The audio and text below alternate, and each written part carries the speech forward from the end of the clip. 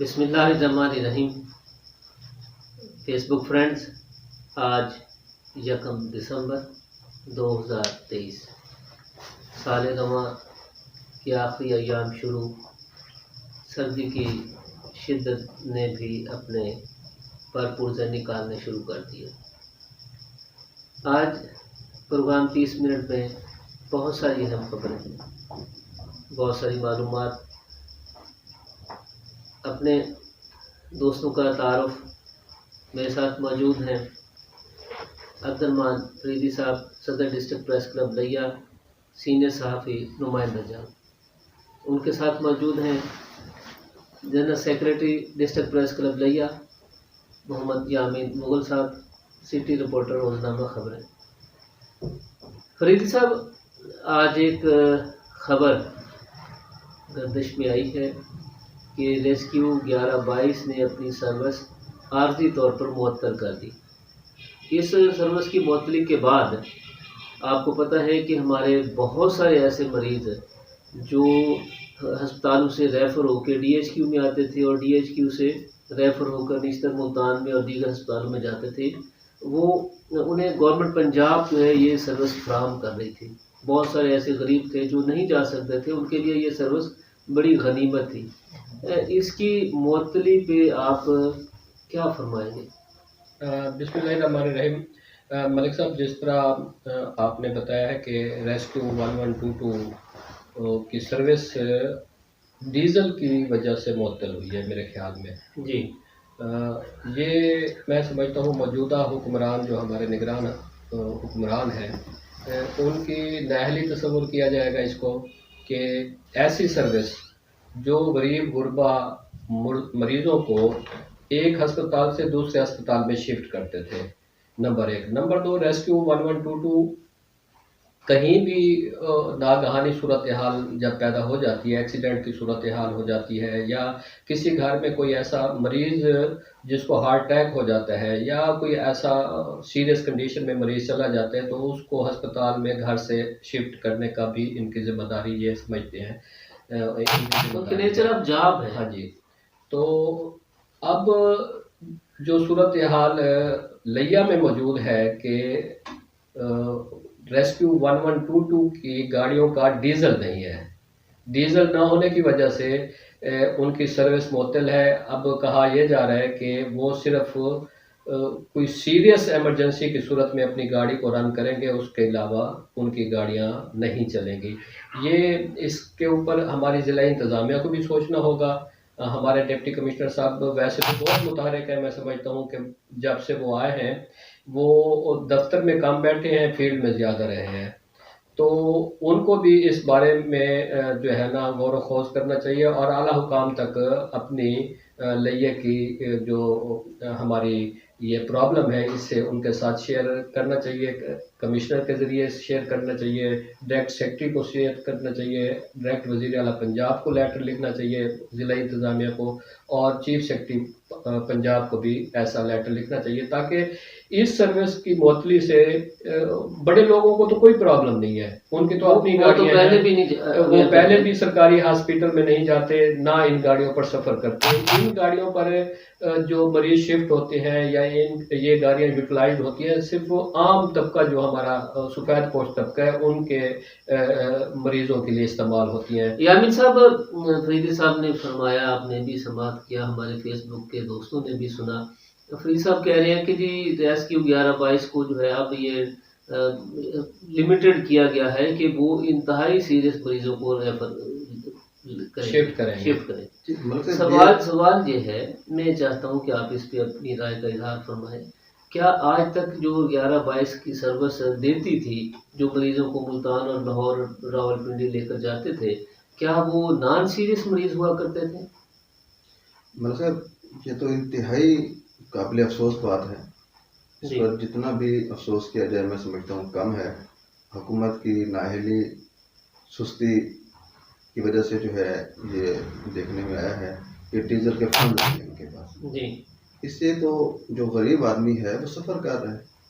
اب خدا نخواستہ روزانہ موٹر سائیکل کے ایکسیڈنٹ ہمارے سامنے ہوتے ہیں، ہیڈ انجری ہے۔ ہمارے ڈسٹرکٹ اسپتال میں ہیڈ انجری کا کوئی بھی جو ہے ٹریٹمنٹ کا شعبہ نہیں ہے، نہیں ہے، نیورو صرف ڈپارٹمنٹ نہیں ہے. ڈپارٹمنٹ نہیں ہے، صرف فرسٹ ایڈ ہے. فرسٹ ایڈ دے کر اسے ریفر کیا جاتا ہے.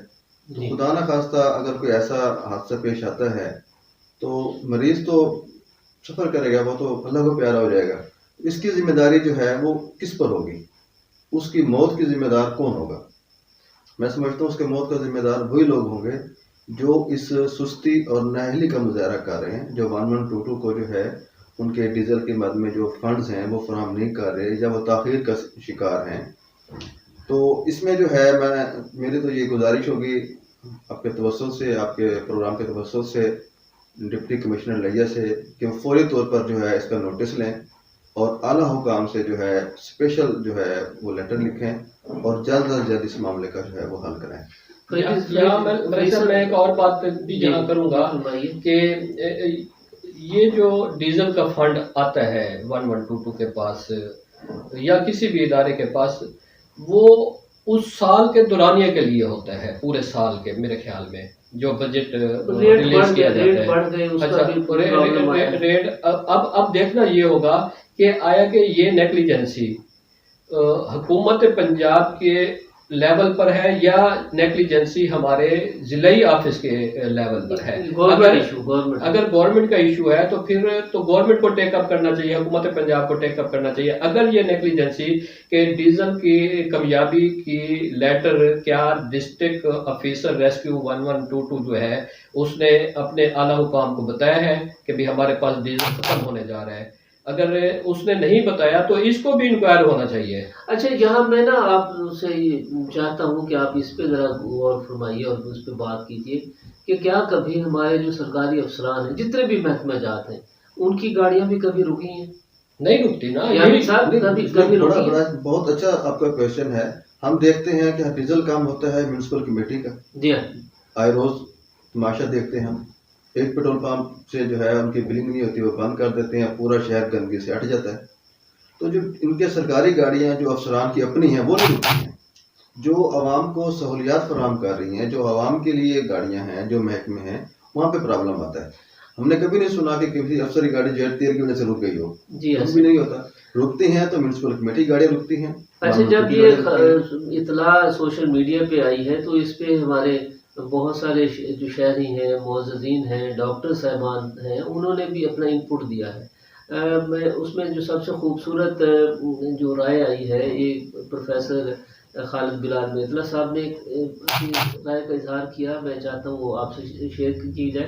اور دوسری رائے جو ہے ڈاکٹر یحییٰ صاحب نے کہا ہے. ڈاکٹر صاحب نے کہا ہے کہ ہماری حکومت جو ہے وہ ہسپتالوں میں سوائے ٹائل ورک کے جسے ریویمپنگ کا نام دیا گیا اور کچھ بھی نہیں کر رہے.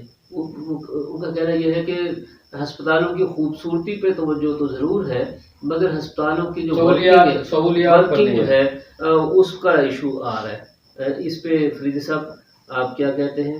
میں ملک صاحب اس پر یہ کہتا ہوں کہ ریویمپنگ کا کام جو ہے نا کرے، لیکن مریضوں کی سہولیات کا کام ہونا چاہیے. ہمیں عمارتیں نہیں چاہیے، ہمیں دیواریں نہیں چاہیے، ہمیں میڈیسن چاہیے، ہمیں یہاں جو ہے مین پاور چاہیے، ہمیں یہاں جو ہے وہ سہولیات چاہیے، آپریشن تھیٹر کی سہولیات چاہیے، ہمیں نیورو ڈپارٹمنٹ چاہیے، ہمیں کارڈیالوجی یونٹ کو وسیع کیا جائے. اب ہے لیکن اتنا نہیں ہے جتنا ہم اسے اوپن ہارٹ سرجری سے پہلے کے جتنے پروسیس ہے وہ یہاں ہونے چاہیے. ہمیں ایمرجنسی کی صورتحال میں جو ایمرجنسی کے لیے میڈیسن ہوتی ہیں، ایمرجنسی کے لیے انسٹرومنٹس ہوتے ہیں وہ چاہیے. ہمیں یہ نہیں چاہیے کہ بھی فرش کتنا اچھا لگ گیا ہے ہمارے جو ہے وارڈ میں ہے، جو یہ بھی چاہیے مگر پہلے میڈیسن چاہیے، پہلے ہماری زندگی کو بچانے والی سہولیات ہیں. ایک بات جو ہے وہ میرے ذہن میں آئی ہے، یہ بڑی اچھی بات ہے، خوبصورتی بھی ہونی چاہیے، اس میں کوئی حرج نہیں ہے، لیکن کم از کم جو بنیادی ہماری ضروریات کی میڈیسن ہے وہ ہونی چاہیے. اب پچھلے 15 دن سے میں دیکھ رہا ہوں کہ پورے DHQ میں جو ہے انسولین نہیں ہے، شوگر کے مریض کے لیے، اور اوور چارجنگ مارکیٹ میں زائد نرخوں پہ دستیاب. غریب آدمی جو ہے وہ کیسے خریدے گا؟ اس کے پاس تو روٹی کے پیسے نہیں ہے بیچارے کے پاس. ملک صاحب آپ کو یاد ہوگا ریویمپنگ کے ایشو پر جب وزیر اعلیٰ پنجاب میاں شہباز شریف تھے یہاں لیا، انہوں نے وزٹ کیا تھا، تو ہم نے سوال ان سے کیا تھا کہ ریویمپنگ پر جتنا پیسہ ہمارے ڈی ایچ کیو ہاسپٹل پر لگایا جا رہا ہے اتنے پیسوں میں ایک نیا ہاسپٹل بن جائے گا. تو انہوں نے پتہ مثال انہوں نے کیا دی تھی، انہوں نے کہا تھا کہ والدین اگر بوڑھے ہو جائیں کیا انہیں پھینک دیا جائے باہر؟ وہ کہتے ہیں پرانی بلڈنگ کو ہم گرا دیں. بھائی پرانی بلڈنگ کو گرانے کے بعد نہیں بنا دیں اس کے اوپر، اتنا پیسہ جو آپ لگا رہے ہیں اسی کے اوپر لگا رہے ہیں، وہ چند سالوں کے بعد پھر دوبارہ وہی کنڈیشن ہو جائے گی. یامین صاحب، پروفیسر خالد بلال بیتلا صاحب کہتے ہیں کہ ایمبولینس سروس کے بند ہونے سے یا معطل ہونے سے سب سے زیادہ پریشانی ڈاکٹر صاحبان کو ہوئی ہے یا ہوگی. وہ کہتے ہیں کہ اس جو ریسکیو کی جو سروس بند ہوئی ہے، اب مریضوں کو کس بہانے سے ریفر کیا جائے؟ یہ ان کا نقطہ نظر ہے. جی، یعنی کہ ایک دیکھیں یہ ان کا نقطہ نظر ہے، مگر سوسائٹی میں یہ غائب موجود ہے کہ شاید ہمارے ڈاکٹر صاحبان ان نیڈڈ جو ہے وہ ریفر کرتے ہیں. یہ پہلے تو مطلب پریکٹس بہت زیادہ تھی. جب 1122 کے پاس ہمارے ڈسٹرکٹ کی جو گاڑیاں تھی ہاسپٹل کی وہ نہیں گئی تھی، تب تو یہ پریکٹس بہت زیادہ تھی. اس کے بعد قدرے ہمیں اس میں کمی دیکھنے میں نظر آئی ہے، لیکن ان کے بعد یہاں تک درست ہے. جو ڈاکٹر جو ہے یہاں پہ کام کرنے کے بجائے جو مریض سیریس آ جاتا ہے اس پہ ان کو محنت کرنی پڑتی ہے، اس کی ٹریٹمنٹ کرنی پڑتی ہے، دیکھ بھال کرنی پڑتی ہے اس کی. اس سے چھٹکارا حاصل کرنے کے لیے فوراً ریفر کر دیتے ہیں ملتان. تو یہ لامحال ان کے لیے بھی یہ پریشانی ہوگی، انہیں کام کرنا پڑے گا. اس حوالے سے ان کی بات میں سمجھتا ہوں ٹھیک ہے. تو اس پر ملک صاحب ہم نے متعدد بار اعلیٰ حکام سے ریکویسٹ کی تھی کہ ڈی ایچ کیو ہاسپٹل یا ٹی ایچ کیو ہاسپٹل یا جہاں سے بھی کوئی مریض ریفر ہو کے نشتر جا رہا ہے یا کسی دوسرے بڑے ہسپتال میں جا رہا ہے، کیا ہمارے پاس وہ سہولیات موجود نہیں ہے؟ اسے پروپ ہونا چاہیے نا جی. اس کو کوئی ایک کیس لے کر اسے ٹیسٹ کیس بنایا جائے کہ آیا کہ فلاں مریض جو ریفر ہوا ہے، یہاں ہمارے پاس دیکھیں نا F C P S doctor موجود ہیں، ہمارے پاس کروڑ چوکازن میں موجود ہے، تمام ہاسپٹلز میں موجود ہے. پروفیسر تو ڈی ایچ کیو میں بھی نہیں ہے. اور پروفیسر دیکھیں نا وہاں جب یہاں سے مریض ریفر ہو کے نشتر کے ایمرجنسی یونٹ میں جب جاتا ہے، وارڈ میں جاتا ہے، تو وہاں تو ڈاکٹر کوئی ایف سی پی ایس موجود ہوتے ہی نہیں ہے. بہت کام ہوتے ہیں، وہ ٹرینی ڈاکٹر موجود ہوتے ہیں جو ایف سی پی ایس کا فرسٹ لیول سیکنڈ لیول یا وہ انہوں نے کیا ہوگا، یا جو وہ ڈاکٹر ہوتے ہیں جو ایم بی بی ایس کے ٹرینی ڈاکٹر ہوتے ہیں. جی اچھا، بہرحال چانڈیا صاحب نے، عاشر علی صاحب، میاں مدثر، ڈاکٹر محمد سلیمان صاحب نے، ابرار الرحمان اور میاں ظاہر دیاز صاحب نے اس خبر پہ بڑی تعجب اور حیرت کا اظہار کیا کہ اس سروس کی بننے سے لوگوں کی مشکلات میں اضافہ ہوگا. اور ندیم عباس قریشی صاحب کا کہنا ہے کہ چودھری پرویز الہی سابق وزیر اعلیٰ دور میں شروع ہونے والی اس سروس کو کنٹینیو ہونا چاہیے اور ان کا کریڈٹ جو ہے کوئی نہیں چھین سکتا. یہ بات درست ہے. 1122 سروس ملک صاحب وہ سروس ہے جو جہاں نہ کوئی سفارش ہے نہ کوئی کسی کا وہ ایسا کوئی مسئلہ درپیش آتا ہے. وہ ہر کسی کو جو ہے بلا تفریق ہر کسی کو سہولیات دینے کے لیے ان کا ایک ٹائم لیمٹ ہے کہ اتنے وقت میں وہ فلاں جگہ پہ اس جگہ پہ پہنچ جاتے ہیں جہاں کوئی وقوع ہو جاتا ہے. دیکھنا آج تک ہمارے ادارے یہ دعویٰ کیا کرتے تھے، کریڈٹ لیتے تھے کہ جی ہماری جو ریسکیو سروس ہے وہ دنیا میں ٹاپ ریسکیو ٹیموں میں سے ایک ہے. ہمارا جو رسپانس ٹائم ہے وہ 7 منٹ ہے. تو اب تو سروس ہی معطل ہو گئی، اب تو پھر وہ کریڈٹ والی بات تو دور رہ گئی. جو پنجاب کا سربراہ ہے نا جی ملک صاحب ریسکیو 1122 کا، جس نے اس سروس کو بہت اچھا بنایا تھا، اب اس سروس کو گرانے میں لگا ہوا ہے. یہ دیکھیں نا اگر ڈیزل نہیں ہے تو یہ اس کی بھی ذمہ داری ہے نا. صحیح بات ہے، گورنمنٹ کو اس بارے میں توجہ دلانی چاہیے تھی. بالکل جی. اب ہم تھوڑا سا آگے چلتے ہیں کہ پیٹرولیم مصنوعات کی قیمتوں میں جو ہے وہ اضافہ ہوا اور گیس کی قیمتوں میں اضافہ ہوا ہے اور ڈیزل کی قیمتوں میں کمی ہوئی ہے. یامین صاحب، ڈیزل کم ہو گیا 7 روپے اور گیس جو ہے وہ بڑھ گئی ہے، سلنڈر گیس. تو یہ ایک ہاتھ دے کر دوسرے ہاتھ سے واپس لے لیا ریلیف. یہ تو سر مذاق کر رہے ہیں سر، یہ تو مذاق والی بات ہے. یہ جو ریٹ کا اپ ڈاؤن ہے اس سے کوئی فرق پڑے گا سول سوسائٹی کی عام لائف میں؟ اس سوال جو ریٹ کی جو اب کمی بیشی ہوئی ہے اس میں نہیں سمجھتا کہ فرق پڑے. یہ تو مذاق کی ہے، انہوں نے پوری دنیا میں جو ہے ریٹ کم ہو رہا ہے اور ہمارے پاس جو ہے وہ ریٹ وہی کا وہی کھڑا ہوا ہے. اس کو میں سمجھتا ہوں کہ اچھا خاصا ریٹ جو ہے وہ ڈاؤن ہونا چاہیے. پوری دنیا میں جو ہے جو پیٹرولیم مصنوعات ہیں ان کے ریٹ کم ہو رہے ہیں، اور جو ہماری گیس جو ہے بنیادی ہماری ضرورت ہے، ہر گھر کی ضرورت ہے، جی اس سلنڈر آئے روز جو ہے اس میں اضافہ کر رہے ہیں. سوئی گیس جو ہے وہ ہوتی نہیں ہے، ہاں جی. وہ ایک گھنٹے کے ٹائم سے آتی ہے، 24 گھنٹوں میں شاید 3 گھنٹے یا 4 گھنٹے مشکل سے آتی ہوگی. تو یہ جو ہے ایک معاشی بوجھ جو ہے وہ ڈالا جا رہا ہے. اس سے جو ہے مزید پریشانیاں جو ہیں وہ بڑھیں گی. یامین صاحب یہ جو 7 روپے فریدی صاحب کم کیے ہیں ڈیزل پہ، اس سے کوئی کرایوں میں کچھ کمی ہوگی، کوئی لوڈنگ ان لوڈنگ کے اخراجات میں کچھ میں سب کچھ بھی ریلیف نہیں ملے ہوگا، کچھ بھی نہیں ہوگا. اچھا چند دن کے لیے دیکھیں نا، یہ ریٹ 15 روز کے لیے انہوں نے رکھے مقرر کیے. مقرر اب کیے. تو ہفتے کے لیے جا رہے ہیں، گورنمنٹ کی اچھا، تجویز دی ہے، وہ تجویز آئی ہے، تجویز آئی ہے 7 فائنل دن کے نہیں بعد. ہوا. یہ بھی اچھا. ظلم ہے. تو یہ دیکھیں نا، 15 دن میں بس 1-2 دن جو ہے ہمارے انتظامیہ تھوڑا سا متحرک ہوگی کہ ریٹ ڈاؤن کیا جائے. اب بھائی آپ نے کرایہ متعین کر دیے ہیں، کرایوں کی لسٹ جاری ہو چکی ہے. کیا ان 15 دنوں میں دوبارہ لسٹ جاری کریں گے؟ اگر لسٹ جاری کریں گے تو پھر ان میں جتنے مدت کے لیے یہ ریٹ اپ ڈاؤن ہوتے ہیں، اتنی مدت کے لیے کیا وہ کوئی ٹرانسپورٹر اپنے کرایہ کم کر دیتے ہیں؟ نہیں کرتے، بالکل نہیں کرتے. یہ عام صارف کو کوئی فائدہ نہیں ہوگا اس کا. نمبر 1. نمبر 2، ملک صاحب، جو غریب طبقہ ہے، جو عام طبقہ ہے، جس نے موٹر سائیکل چلانا ہے، اپنے بچوں کو سکول پک اینڈ ڈراپ دینی ہے، اس کو تو انہوں نے ریلیف نہیں دیا. اور پیٹرول تو کم نہیں ہوا، پیٹرول تو وہیں کا وہیں ہے. صحیح بات ہے. یہ بھی تو دیکھیں نا جی. حالانکہ پوری دنیا میں جو ہے وہ قیمتیں نیچے جا رہی ہیں، ہماری قیمتیں اوپر جا رہی ہیں. گھریلو سلنڈر بڑھ گیا. ہاں جی، یہ تو روٹین کی بات ہے. ادھر اگر ڈیزل پیٹرول کا ریٹ کم کرتے ہیں تو بجلی اور گیس کے ریٹ بڑھا دیتے ہیں. ادھر سے وہ کہتے ہیں ہم نے کم کر دیے ہیں، ادھر سے لوگوں کو پتہ ہی نہیں چلتا، ریٹ بڑھ جاتے ہیں. ہم یہ سمجھیں کہ بھی اس سے پبلک کی لائف پہ کوئی اثر نہیں، بالکل اثر نہیں ہے. آپ امید رکھتے ہیں کہ کوئی آنے والے دنوں میں کوئی اثر ہوگا، کوئی بہتری آئے گی؟ مجھے تو ملک صاحب وہی بھیڑ چال ہے، تمام سیاسی جماعتوں کے بھی وہی بھیڑ چال ہے، وہی ان کے منشور ہیں، وہی ان کی باتیں ہیں. آپ یہ دیکھ لینا، جب سے پاکستان بنا ہے وہ رٹے رٹائے ہمارے لیڈروں کے جو کبھی پچھلی حکومت نے معیشت کا بیڑا غرق کر دیا. بھائی پچھلی حکومت کن کی تھی؟ آپ کی تھی نا. کون تھے گزشتہ 70 سالوں میں حکمران؟ کون ہے؟ یہی لوگ ہیں نا، یہی پارٹیاں ہیں، یہی لوگ ہیں. چہرے اگر تبدیل ہو جاتے ہیں تو وہ کوئی تبدیلی تو نہیں ہے. اور پارٹیاں ایک پارٹی سے دوسری سے تیسری بھی آپس میں یہی فٹ بال بنا ہوا ہے. اور پھر عوام کو وہی، اگر آپ محترمہ بے نظیر کی سٹیٹمنٹ سن لیں تو آج بلاول بھٹو کی بھی وہی اسٹیٹمنٹ ہے. یامین صاحب، آپ کتنی امید رکھتے ہیں کہ آنے والے دنوں میں کچھ تبدیلی، کچھ بہتری آئے گی؟ جی، ہمیں اچھے کی امید رکھنی چاہیے بل سے جی.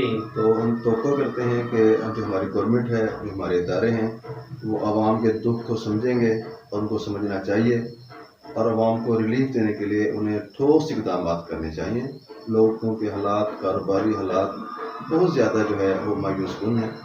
تو میرا تو یہی ہے کہ گورنمنٹ کو جو ہے اس پہ سیریس لینا چاہیے ان چیزوں پر.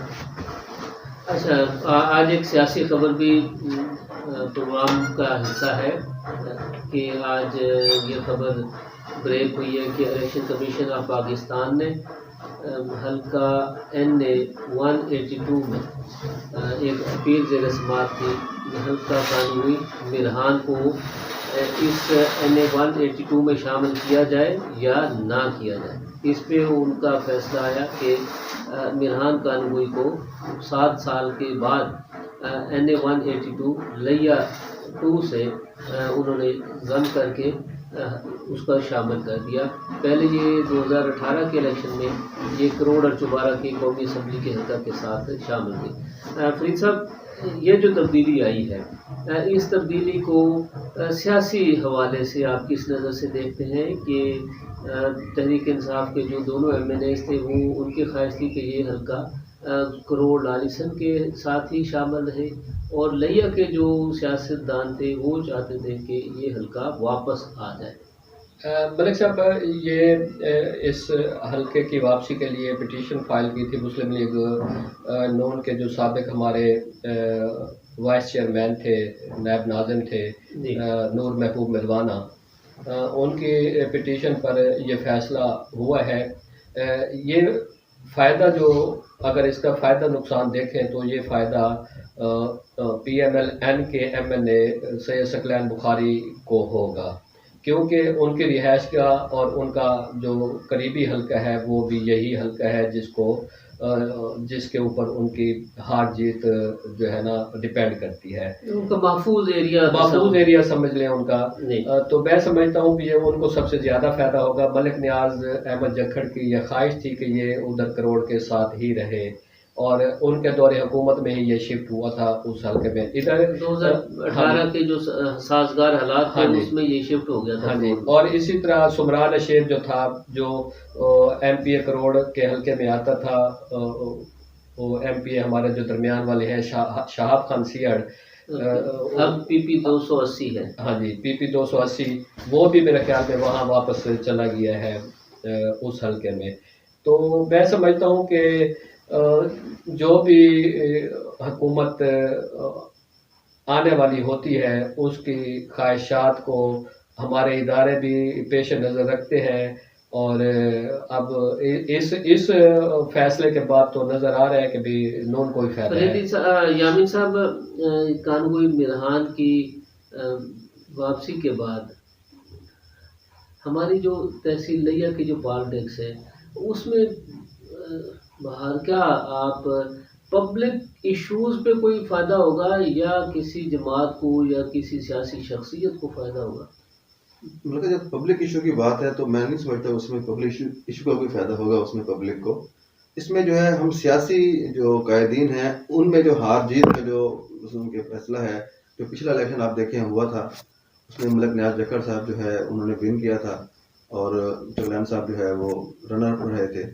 اگر مرحان جنہوں نے کونسل ہمارے حلقے میں شامل ہوتی 182 میں، تو میں نہیں سمجھتا کہ پیر ثقلین جو ہے وہ لوز کرتے الیکشن کو۔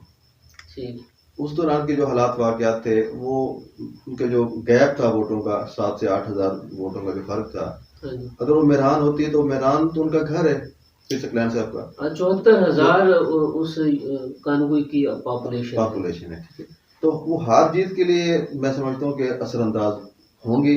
اس میں پی ایل این کو جو ہے کافی سارا فائدہ ہوگا۔ آج میں دیکھ رہا تھا تو فیس بک اور دوسرے گروپس کی جانب سے جو مسلم لیگی ورکرز ہیں یا جو ان کے سپورٹرز ہیں وہ کافی خوش نظر آ رہے تھے کہ یہ ہمارے لیے الیکشن میں فائدہ مند ثابت ہوگا۔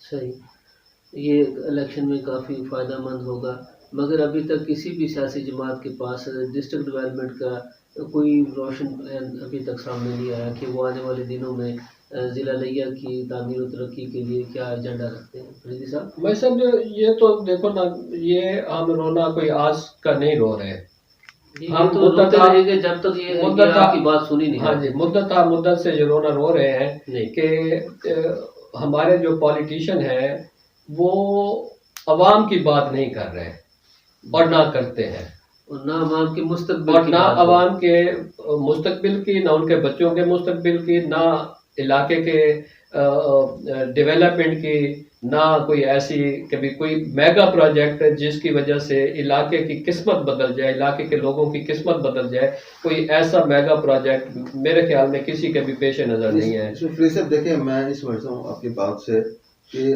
5 سال ہو گئے ہمارا پل جو ہے وہ تعمیر ہو چکا ہے، اس کی تعمیر مکمل ہو چکی ہے، اس کی جو رابطہ سڑکات ہیں اس کے حوالے سے کوئی فریم ورک نہیں ہے، کوئی پیش رفت نہیں ہوئی، تو ہمارے لیے تو وہ بنا نہ بنا برابر جن کے اوپر وہی بات فرید صاحب کر رہے ہیں نا کہ کوئی ویژن نہیں ہے، کوئی ترجیحات نہیں ہے، ہماری ترجیحات ہونی چاہیے۔ اب دیکھیں نا، آپ فرض کریں آج ہم 2023 کے اختتامی دنوں میں آ چکے ہیں، آپ ایک تصور کریں، فیس بک فرینڈز آپ بھی ذرا سوچیں کہ 10 برس بعد جب ہم 2033 میں بیٹھے ہوں گے تو اس وقت لیا کی پاپولیشن کتنی ہوگی، لیا کا جو سیوریج کا سسٹم ہے وہ کیسا ہوگا، لیا کی ٹرانسپورٹ کیسی ہوگی، کمرشل مارکیٹیں، یہاں کے تعلیمی ادارے، ہسپتال، یہاں جو زندگی کی جو صورتیں ہیں، جو اس کی گاڑی ہے زندگی کی، وہ کس نہج پہ دوڑ رہی ہوگی، روزگار کیسا ہوگا، کس قسم کی زندگی ہوگی فریدی صاحب آنے والے 10 برسوں بعد؟ ملک صاحب مجھے آپ کی بات پہ جو ہے نا مجھے ہنسی آتی ہے. جی، ہنسی اس لیے آتی ہے کہ آپ کو یاد ہوگا. میں نے کوئی لطیفہ سنایا تھا. ہاں لطیفہ ہی ہے نا جی، لطیفہ.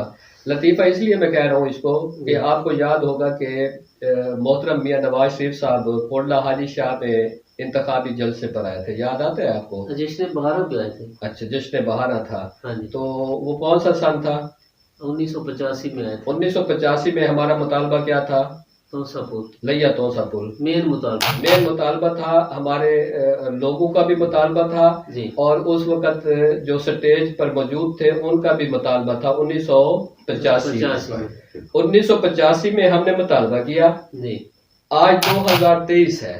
ہاں جی، وہ مطالبہ ہمارا آج بھی قائم مکمل نہیں ہے. قائم ہے مطالبہ ہمارا، اسی شکل میں موجود ہے کہ توسا پل. تو آپ 2033 کی بات کر رہے ہیں، 10 سال بعد کی. جی، تو میں سمجھتا ہوں 10 سال بعد بھی ہم یہی رونا رو رہے ہوں گے. یہ نہیں ہے کہ کوئی تبدیلی آتی ہے. اس کے اگینسٹ آپ دیکھیں، کیونکہ دیکھیں نا سردار بیرام خان سیہڑ، سردار جہانگیر خان سیہڑ، ہاں جی، ان کے بعد پھر بہادر احمد خان سیہڑ، شہاب خان سیہڑ، جی، پیر سید خورشید احمد شاہ بخاری صاحب، ان کے بعد سید ثقلین شاہ بخاری، جی، ملک قادر بھائی جکھڑ، ان کے بعد ملک نیاز جکھڑ. تو ہیں تو وہی لوگ نا، وہی. یا کوئی تبدیلی ہے؟ ترجیحات نہیں ہے. مسئلہ یہ ہے کہ ہماری ترجیحات نہیں ہے. اس میں دیکھیں جتنا ہماری انویسٹمنٹ اس پہ ہمارے پل کے اوپر ہے، اس طرح کے میں سمجھتا ہوں کہ درجنوں یا سینکڑوں پل جو ہے وہ اپر پنجاب میں بن چکے ہوں گے اس دوران 1985 سے لے کر. صحیح بات. اور ہمارا ایک پل جو ہے وہ بھی زیر تعمیر ہے، وہ بھی کمپلیٹ نہیں ہوا. 40 سال میں ہم نے مانگو ایک پل ہے، ٹھیک ہے، وہ ہمارا پل 40 سال میں نہیں بن سکا. ان 40 سالوں میں آپ دیکھیں لاہور یا اپر پنجاب میں کتنے پل بنے ہوں گے، اتنی مالیت. کتنی سرکار بنی ہوگی. یامین صاحب ٹھیک کہہ رہے ہیں کہ لاہور سٹی میں گورنمنٹ کے جو میڈیکل کالجز ہیں ان کی تعداد دیکھ لیں، اور اوپر سے جو پرائیویٹ میڈیکل کالج ہیں ان کی تعداد دیکھ لیں، اور ہم اس بیلٹ میں جس کو ہم سرائکی بیلٹ، عثماندہ بیلٹ، جو جنوبی بیلٹ ہے اس کو ہم کہتے ہیں، وہاں میڈیکل کالج دیکھ لیں، ایک بھی نہیں. دیکھ لیں نا، ڈی جی خان میں ایک بس نہ ہونے کے برابر ہے نا. یہاں جن کی فیکلٹیز پوری نہیں ہوں گی، بالکل ٹیچنگ ہاسپٹل نہیں ہے پورا ان کے پاس، وہ پھر کیسا میڈیکل کالج ہوگا؟ وہاں کے بچے جو تو تعلیم حاصل کر کے کیسے نکلیں گے جی، جن کی فیکلٹیز بھی پوری نہیں ہے. تو ظاہر ہے ڈی جی خان سے بھی تو لوگ ریفر اسی وجہ سے ہو رہے ہیں کہ وہاں سہولتیں میسر نہیں ہیں. تو وہ ہسپتال یا میڈیکل کالج جو ہے ٹیچنگ ہسپتال، وہ ان کی ضروریات پوری نہیں کر رہا. اسی لیے پوری نہیں کر رہا کہ اس پہ شفٹ ہو رہے ہیں، وہ توجہ نہیں ہے. ہاں جی. ابھی ہمارے پاس تو ہے ہی کچھ نہیں. ہمارے پاس تو سر میں چوٹ لگتی ہے ریفر روز، اور اوپر سے یہ سروس بھی بند ہو گئی. ویسے یہاں تو ظلم خدا کا، آپ کا بخار نہیں اتر رہا وہ ریفر. ہاں جی، اگر 3-4 دن، ایک ہفتہ بخار آپ کا نہیں اترا تو آپ کو ریفر کر دیا جاتا اگر ہے. ایک مریض کی 2 سفارشیں آ جائیں وہ بھی ریفر، ہاں جی، کہ ہمیں تنگ کریں گے. یہ روٹین چل رہی ہے. ہمارے پروگرام کا وقت تقریباً ختم ہو گیا. آج کل پی ٹی آئی کے انٹرا پارٹی الیکشن ہو رہے ہیں، اور اس حوالے سے لیا میں ان کو خاص موومنٹ تو نظر نہیں آ رہی، کیونکہ پی ٹی آئی کے ایک تو تنظیم بھی اس وقت نامکمل ہے، کیونکہ افتخار علی خان بابر کتران صاحب کی تحریک انصاف سے علیحدگی کے بعد ان کے جو ڈسٹرکٹ پریزیڈنٹ کی جو سیٹ ہے وہ اسٹل ویکینٹ ہے، اور ان کے جو جنرل سیکرٹری ہیں وہ ماہر خالد مسعود تھن صاحب، اس کے پیچھے پولیس لگی ہوئی ہے. وہی پارٹی کے تنظیمی معاملات کو وہ دیکھتے ہیں. تو انٹرا پارٹی الیکشن کے حوالے سے کیا ہو رہا ہے، لئیے میں کچھ ووٹ ہے نہیں ہے، یا لئیے میں ان کا ووٹ کس طرح کاسٹ ہوں گے، کوئی پولیٹیکل ایکٹیویٹی ہے نہیں ہے، اس بارے میں ابھی تک پی ٹی آئی